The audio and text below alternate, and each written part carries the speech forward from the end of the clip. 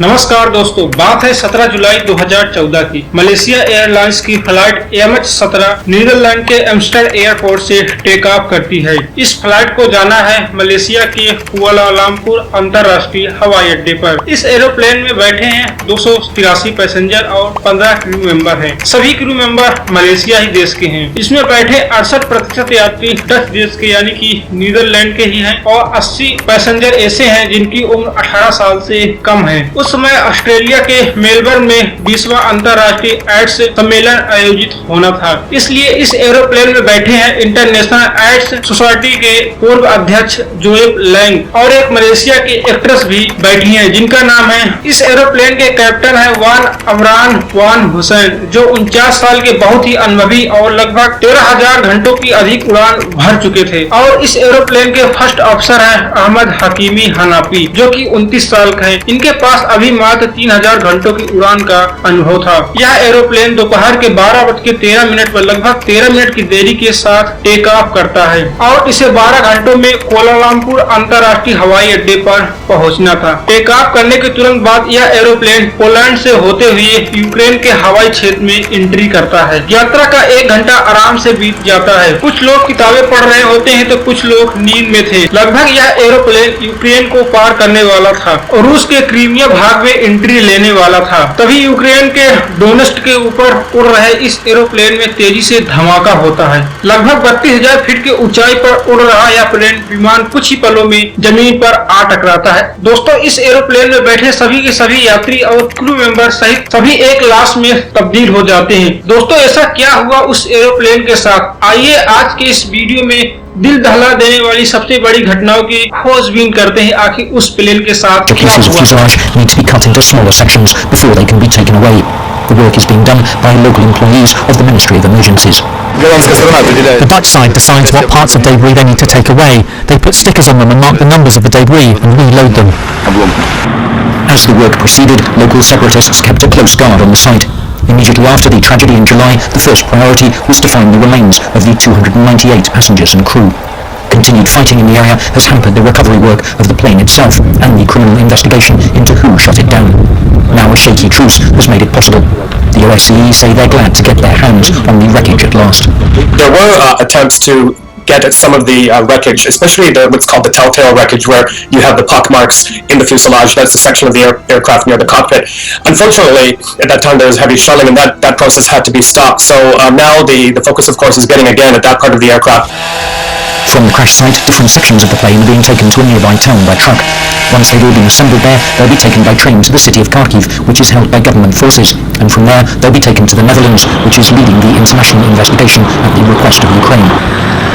From the start, Ukraine has put the blame squarely on Russian-backed separatists, while the Russian side has tried to prove that Ukraine shot down the civilian airliner. This debris should eventually prove which side is telling the truth.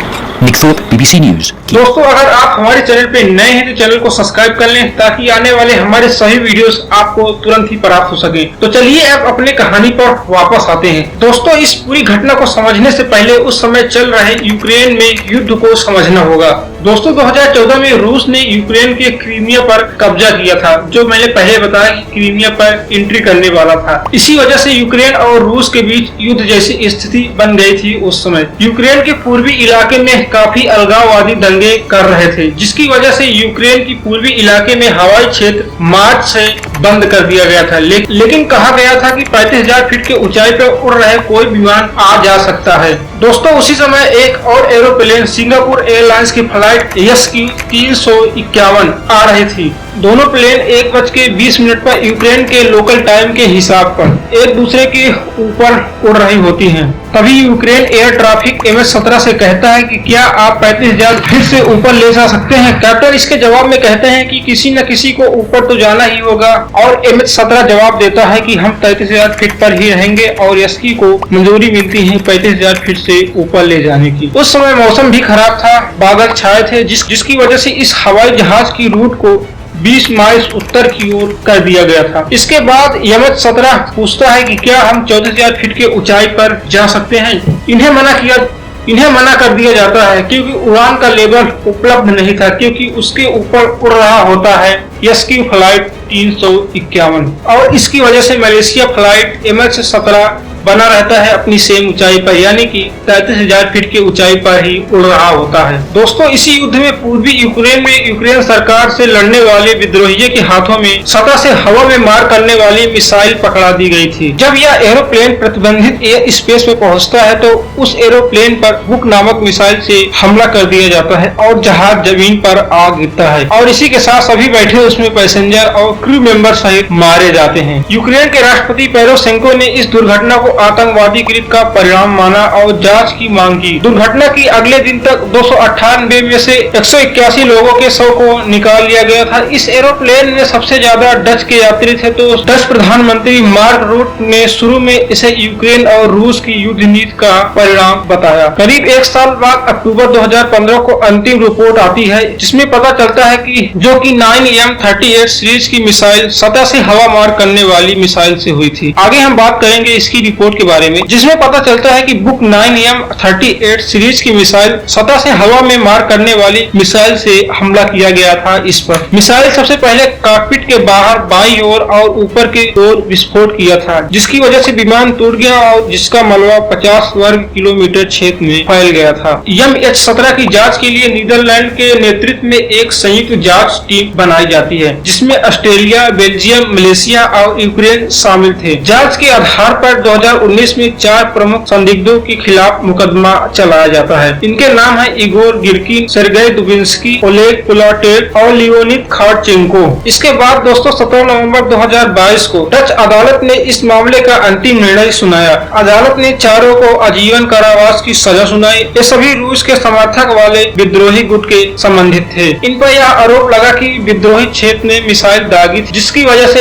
MH17 को गिराया गया। जांच में पुष्टि हुई कि जिस missile से MH17 को गिराया गया था वह रूसी सेना द्वारा उपलब्ध कराई गई थी। हालांकि रूस ने इस हमले में अपने आप को वहां पर होने से या इसमें शामिल होने से इनकार कर दिया, लेकिन अदालत ने जांच के साक्ष्यों के आधार पर रूस समर्थक विद्रोहियों को दोषी ठहराया। दोस्तों, MH17 विमान हादसा एक अंतर्राष्ट्रीय त्रासदी थी, जिसने पूरी दुनिया को हिलाकर रख दिया था। इस मामले में दोषियों को कड़ी से कड़ी सजा मिली। हालांकि कुछ ऐसे दोषी थे जिनको अभी तक नहीं पकड़ा गया है और न पकड़े जाने की कोई संभावना बनी हुई है, क्योंकि इस समय रूस और यूक्रेन के बीच युद्ध जैसी नीति बनी हुई है। दोस्तों, अगर आपको मिस्ट्री वीडियो पसंद आए, हवाई जहाज की वीडियो पसंद आए तो हमें फॉलो करें और हमारे चैनल को सब्सक्राइब करना न भूलें। बहुत बहुत धन्यवाद।